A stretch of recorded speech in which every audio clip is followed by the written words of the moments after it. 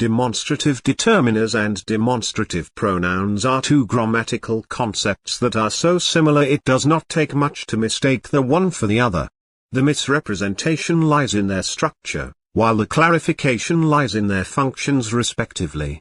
To illustrate their structures, demonstrative pronouns and demonstrative determiners are both represented by this, that, those, and these.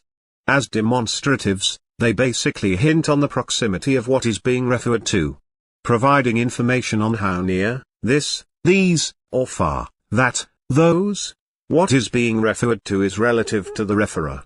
For example, this is the cloth. Near, that bag is beautiful. Far, these books are dusty. Near plural, those are mine. Far plural of, above is a representation of the forms in which demonstratives exist.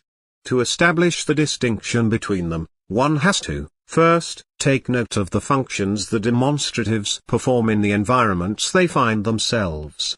Take for instance, this is a bad sign.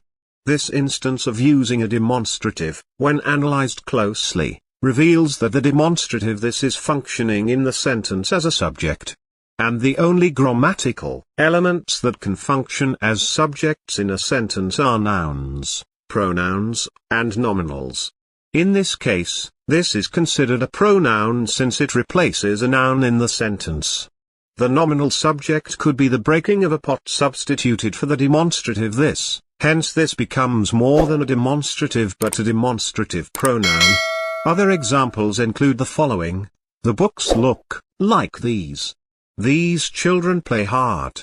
That doctor looks nice. Whose bags are those?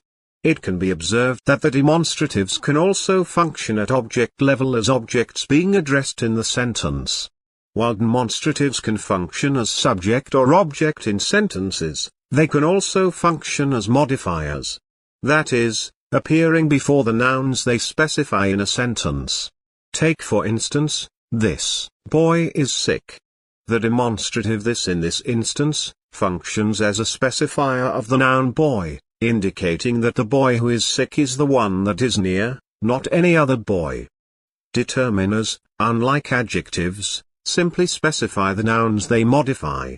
Adjectives describe the nouns they modify, and can be preceded by adverbs as well as inflected for comparative and superlative cases.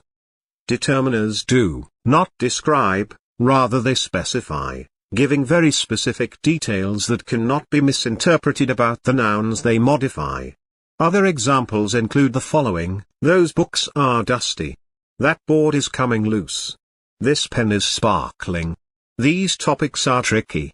So when next you are faced with distinguishing between demonstrative determiners and demonstrative pronouns, simply analyze the sentences they appear in to determine their functions in those sentences, either as subject or object, or as modifiers to determine whether they are demonstrative pronouns or demonstrative determiners. See you soon.